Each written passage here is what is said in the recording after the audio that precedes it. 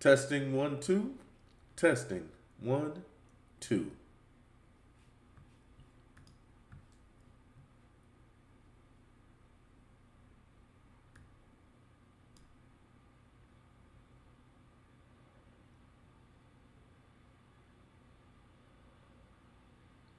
Testing 1 2.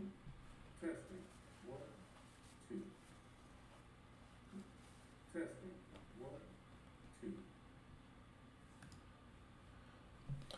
All right, what's up, everybody? It's Supreme Decisions here, and today I'm going to talk about this little thing called interference, because this is one of the words that police seem to throw around because they think it has no purpose other than stopping someone from, hell, for the most part, making them feel like, you know what, before I get into the name calling, let's talk about what interference is actually in law. Now, interference charges usually fall in one of two buckets. Interfering with officers. Now, these things include state analogs like obstruction or interference with public duties. This can be a police officer. This can be, goodness, excuse me. This can be someone, even like a fireman. But they are lawfully there. They are engaged in official duties. And then here's the great part about it. If you're charged, you are intentionally doing some act that's physical or some sort of tangible conduct. Now, the reason why I use tangible conduct is because that's generally where they try to use the word obstruction or interference. Now, 90% of the time, it comes from the engagement of talking. So, that obstruction or impedance or hindrance or interference with those duties is generally where obstruction is supposed to lie. But again, they're using their fear as the hindrance. They're using their cowardice as the impedance to their progress because they are trained to be scared. Now, today, we're going to talk about it because as you see, I have a lot written. Because if law means anything, it means this. You don't lose your voice the moment a badge shows up. Interference isn't a magic word that turns criticism into crime. In the city of Houston v. Hill, the Supreme Court said laws that criminalize interrupting or verbally opposing police are overbroad, which meaning they are unenforceable. That case is your shield. City of Houston v. Hill.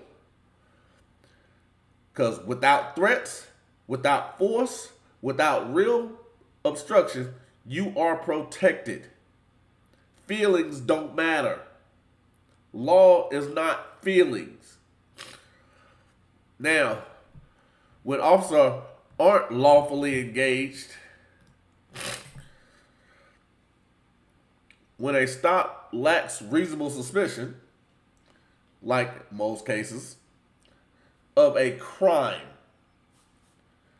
as in Brown v. Texas, or when an ID demand happens outside a valid Terry stop, your refusal isn't interference because you have the right to remain silent. And it's a constitutional stand. I'm going to say that one more time. When you are stopped and it lacks reasonable suspicion of a crime, as in Brown v. Texas, or an ID demand happens outside the scope of Terry v. Ohio, your refusal isn't interference, it isn't obstruction. It's a constitutional stance, and it's within the guidelines of a police officer's duty. Today, we weaponize that doctrine. We'll dismantle the elements prosecutors must prove. Expose law enforcement for unlawful orders. and show you how to turn body cam and bystander video into acquittals.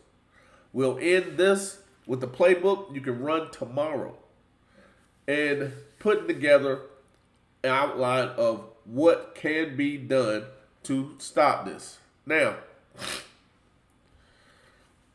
this is absolutely crazy. In state obstructional interference basis, elements of lawfully engaged in physical versus speech. Because Texas, because I'm here, so I might as well use that. 38.15, the speech only defense. In Georgia, is section 16-10-24, is with violence. Because just like we talked about resistance, interference requires a physical act. Federal is section 111, which is forcible. Civil disorder and also process interference are federal issues. But what they must prove is what exactly was blocked. Because you can't just say, oh, well, he did X, Y, Z, and not prove something was blocked or interfered with. Feelings don't matter. Now, even in Hill, Nortwell, Lewis, or Chapinski, there are boundaries. Because even the tone of your voice, especially here in Texas, I have one of those, I speak directly and I'm an asshole. So whenever I speak, a lot of times it doesn't sound nice. So I'm not good with the feeling people. I'm not good with anything soft. So whenever I'm speaking, it then goes to the distance and non-physical stance. Narration versus command. Because again, if I'm having a conversation and I'm being direct, that's not interference. If I'm screaming and hollering, that's something else, but it's not interference. If I'm moving closer and closer, that is what do you call that? That's an aggressive act. Because here in Texas, someone walking towards you in an aggressive manner, you're able to lay them down and help them meet that speaker. So an aggressive act deals with distance. So if I'm yelling and screaming and I'm moving closer to you, that's an aggressive act. But again, it's not interference and it's not obstruction, but it is another issue. Now, what you can do is go through things such as the body camera footage to show no fighting words, no incitements, because again, there are certain things that are protected by the fighting words doctrine. Because I can cuss until my heart is content. But as long as I am not saying something outlandish about injuring the police officer or others, I can say what it is that I like, and it's protected. And even you can do the Brandenburg stance, because these are things that protect speech and also conduct. Because even in the fact of going out and understanding the requirement of physical interference, not words, is a defense. Because going through and understanding these things helps you put together a strategy that wins. Now, Hill holds you can't criminalize interrupting or verbally criticizing police. Mere words, profanity, or non-provocative protest equals protected speech. I'm going to say that one more time. Hill holds you cannot criminalize interrupting, verbally criticizing police. Mere words, profanity, and non-provocative protests equal protected speech. So again, nowhere in there did I speak about somebody's feelings being hurt because they're being criticized. It is protected speech. And if they don't like it, you then have an avenue for a false arrest and overreaching. You can have, there's a plethora of things that's available to you. And this is why I'm doing this, so you know there are stances, because there are guidelines in which police must stay in. And if they go outside that, they are then putting themselves in a liability state to you. Because if they're going to hold you liable for their discretion, you hold them liable for that same discretion, because they still must work within the guidelines of law. And 90% of them don't, because I guarantee you, if you ask a police officer about Hill, they'll have no clue of what you're speaking about, and they'll not know exactly how it's executed. But you use it as a weapon against them. Norwell v. Cincinnati reversed a conviction where a man verbally protested a dubious detention. Non-abusive ejection isn't a crime. Just let that sink in. Someone was being detained. It wasn't done lawfully. He was then incarcerated and convicted. Listen to that. It was then reversed because that's not what you're supposed to charge me with. That's illegal. Understand, there is a means for doing everything that you need to do. Lewis v. New Orleans struck down an ordinance punishing cursing at police officers. This is one of the cases, I want to say this is one of my first cases where I put it in the video for the fighting words doctrine, because this is one of those things that allow you to cuss until your heart content. Because my grandma used to say, that baby cuss like a sailor. I still do. Which is why it was no surprise when my son would go to school and they'd call him and be like, he's in here using profanity all day. And he's dropping F-bombs left and right. And I'm like, where the hell did he get that from? And I'm saying it while he's standing there, because I do it so much, which is another reason why I didn't like doing lives. I'm getting some self-control, but I still cuss a lot. But it's not a crime. I can cuss at a cop all I like. If I can cuss at my pastor, I can cuss at a cop. It is not against the law. Lewis v. New Orleans. Because again, it's part of the fighting words doctrine. There are things that you are protected when you say it. And that's one of them. Even Chaplansky. Fighting words are unprotected, but the bar is narrow and rarely fits speech to police. Now, fighting words are when you yell fire in a crowded theater. When you're doing things such as, I will do this XYZ to you. Those are fighting words. Those are threats. Threats are illegal. Now, a promise is, I will sue you, and I'm going to take everything you believe you love. That is not a threat. That's like fortune telling, because I'm going to do it. So understand what constitutes as fighting words and how it's placed. Because even Texas section 38.15D explicitly makes speech only a defense. Many states limit obstruction to physical interference. Even statutes in damn near every state, interference must be physical. That's why they try to sneak in resisting without violence, obstruction without violence or without contact, or they'll use interference with duties. All of those are to use the scapegoats of the hindrance of fear. I was afraid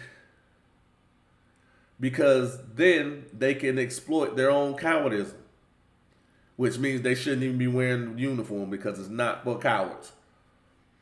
Now, here's the next one too. I'm not going to go deep into it, but I want you to understand this is a context of it. Because even when I talk about the dash cam, you have a right to record. A national consensus in the circus, including the 10th, which is Colorado, Wyoming, Utah, Kansas, New Mexico, and Oklahoma, recognizes First Amendment right to record police in public, subject to reasonable time, place, management limits, which is generally 10 feet. Now, you might not want to get that close because, again, they're cowards. And he had me afraid for my life because he was so close. Even though the Constitution and case law allows for you not only to record, but gave you a distance marker. And subject to reasonable time management, use it to knock out interference built on filming. Because, again, we see this mostly with the First Amendment auditors. And that's Earsy versus Yeehaw and Click versus Cunniff. Now, here's the great part about it, because I just did a small, short video on that. Lawful engagement. Because you remember, I tell you to attack everything. One of the elements is the lawful engagement, or and them offering unlawful orders. Most interference statutes require to be lawfully performing duty. So if they are engaged with someone and they do not have a crime, well, you look suspicious. We got a call about a suspicious person. Understanding that that person cannot just give you a description. They must talk about the crime that you are being suspected of, not just a description. And if not, that tip is invalid. And that's why they don't use of a crime. You just look suspicious. That is one of those unlawful engagements. If the underlying stop was illegal, the lawful engagement element fails.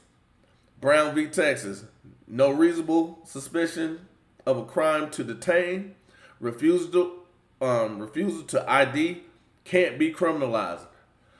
Hybel, I've actually done a few videos on Hybel. There's Hybel v. Nevada.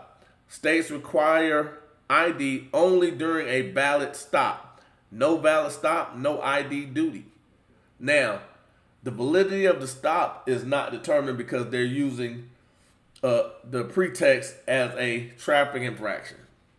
The pretext has to be of a crime, because most people don't understand. You can actually plead the fifth at a stop because they must prove the other elements. Now, when they don't do that, they are then putting you in a position of power to actually go against them in court.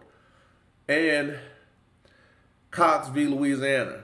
Government can't use vague breach of peace obstruction to shut down peaceful protests. This is what I talked about in New York with a police officer. The man was on the sidewalk. He was 70-something years old. I believe he was 74. They pushed him down and then stepped over him, which meant they all failed to render aid, which made all of them violated their oath, which again then made them liable, which is why whenever they all resigned, they should have let them stay quit, because they were all unfit for duty. Their conduct was unbecoming. All of them in Buffalo, New York are Cubs. That's what they're called, Cubs. Conduct unbecoming officers. So now, Colander. I've actually done Colander. I did not do the first one, which is Papachinsky. Is void for vagueness when laws grant unfettered discretion. This is a catch-all obstruction because they want to just throw something out there and hope you don't challenge it.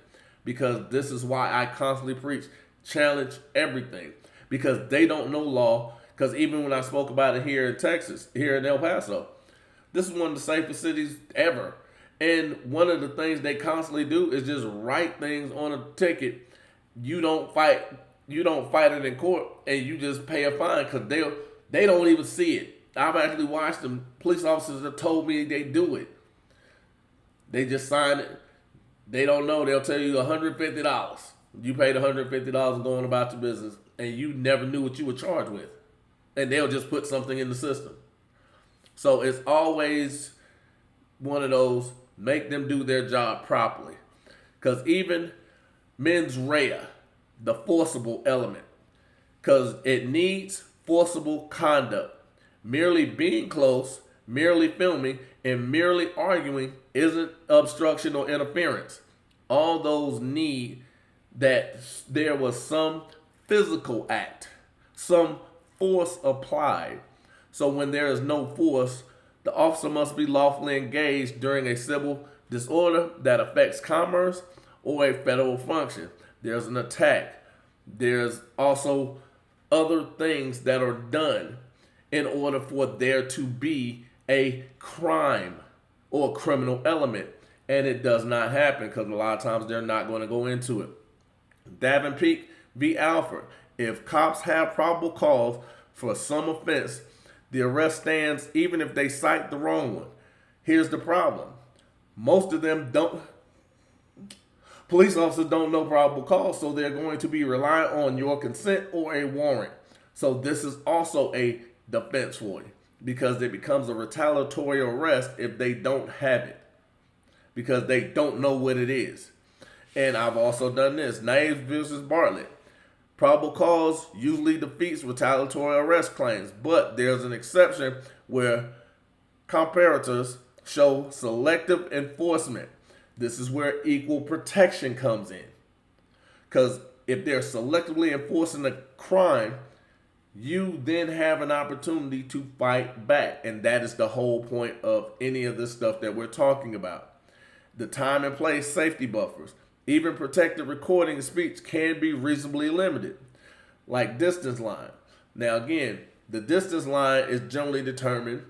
For me, I actually make sure I have a clean shot. Whether I'm 10 feet or 100 feet, because I have equipment to do both. Now, when I'm doing it, I also make sure I have a great angle. So if I'm going to engage, because I know they're cowards and knowing is half the battle. So attempting to do certain things, make sure you're cognitive of your enemy. And even the crime scene tape, most of the time these people do not put up crime scene tape until after the fact. So be cognizant of that. Don't concede overboard safety claims. Demand specific or specificity, articulable facts, and narrow tailoring. This goes under Cox and Hill's principles. All right, the necessity, defense of others, or excessive force. Jurisdictions differ, but where officers use unlawful or excessive force, narrowly tailored resistance or intervention argued may arise. And you pair that with Graham, the excessive force standards at suppression. Because even the Supreme Court, excessive force analysis, the right to resist varies by state. This is one of those, again, like Georgia. You have the right to resist an unlawful arrest with equal force. So if the officer is using a baton, you can use a baton. If the officer pulls out his gun, you can pull out a gun. Now, not the wisest thing, but understand that you do have an ability, which is why whenever they immediately go, well, he shouldn't have ran. No, he should have ran because the cop was trying to execute an illegal arrest. Just like the dude down in South Georgia. He was fired for using excessive force. They rehired him, he killed someone. They let him come back after putting him on leave for 2 weeks. Within 24 hours, he was involved in another murder. Because again, I did the hunting of man. Once you find joy in it, he killed someone, he got away with it. He wanted to do nothing else. He found joy in the hunting of man. These are the things that you can go and make sure these people don't keep being police officers because they're leaving it out there. Because even felonizing obstruction with violence, misdemeanor without, and that's a Georgia statute because the elements of the state fail under 16-10-24. Demand proof of a lawful duty and knowing obstruction. A mere argument is not enough because even in Georgia, there must be some violence and they must prove it. And require, even in Colorado, it's section 18.8.104 requires physical interference or a threat of directed force. Criticism alone isn't enough. They must have an actual malice behind it and they must prove it. Now, going through this is keeping it easy. Right? This is where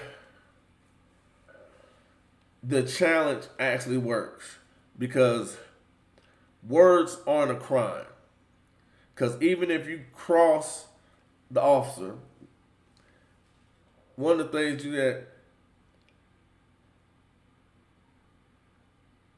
one of the defenses you have is the question of, were their boundaries set? were you touched or were you engaged with the client? Was there a point in which you had the inability to do your job? And even understand they do something other than look at you or speak. These are the things that close and beat these types of cases. Because prosecutors like to pretend that interference is whatever irritates an officer. Officers like to do that as well. The Constitution says otherwise. The Supreme Court struck down laws that punish speech to police. Hill, Norwell, Lewis. It limited stop and identify to valid stops. They can't just walk up and say, give me your ID. Because again, you can immediately shut that down with this little phrase.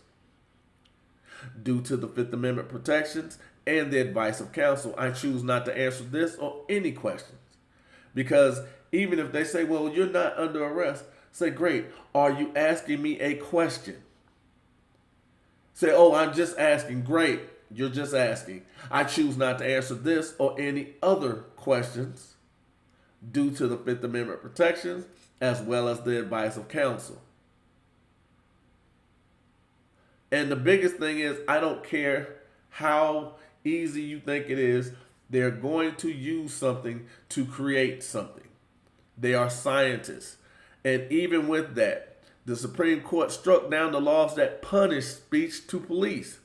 Hill, Norwell, Lewis, it stopped and limited stop and ID to just valid stops. Brown and Hybel, it warned against vague statutes that let police criminalize ordinary behavior. Colander. And even in federal court, interference requires force or a real obstruction of lawful duty. Because see, all of these are big words because it is seldom lawful the acts that they are participating in when they're talking about obstruction. Generally, it is done because they are scared. These charges are done out of fear. And that is not a valid or lawful reason, which makes the arrest illegal and makes them liable. Because again, this is clearly established because this has been going on not only at the Supreme Court since the 1920s, but at the circuit court levels. It has gone into ordinance effects. And if they're choosing through discretion to continue these actions, they are accepting what comes back at them. This is why I'm going to give you a great example. We were having a conversation yesterday, and I thought it was kind of beautiful because we were talking about one of the reasons why I'm here in Texas. And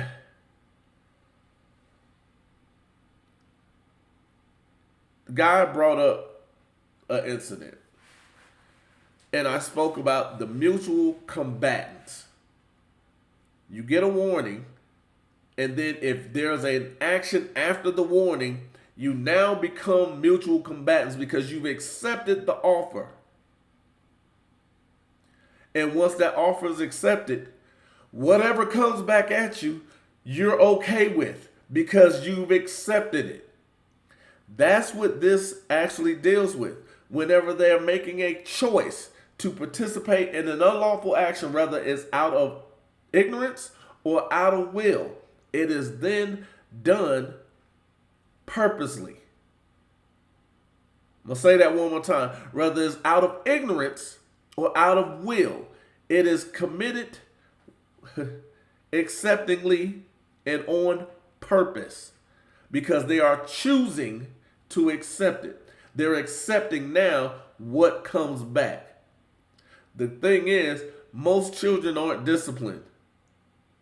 And when they are spanked, they're then surprised because everybody else let them do it. Why are you holding them accountable? That's why I choose to go through this and force them to understand what real lawful duties are and real obstruction is. Because in the end, ask the one question that wins. What exactly was done that actually physically stopped you from doing your lawful duty, they can't answer it because it's done out of fear and the mindset of thinking they have some semblance of control. And when the state can't answer that evidence, not adjectives, you rest, you win. Because sticks and stones may break your bones, but words can screw them forever. I'm Supreme Decision. This is my 2 cents. Spend it how you like. And don't forget to support the channel and join the masterclass, because I got a show I'm actually going to do later today, and I hope you're a part of it. And Supreme, and I'm out. See you guys. Actually, I am going to see you guys in a few minutes, because I got some more stuff to talk about.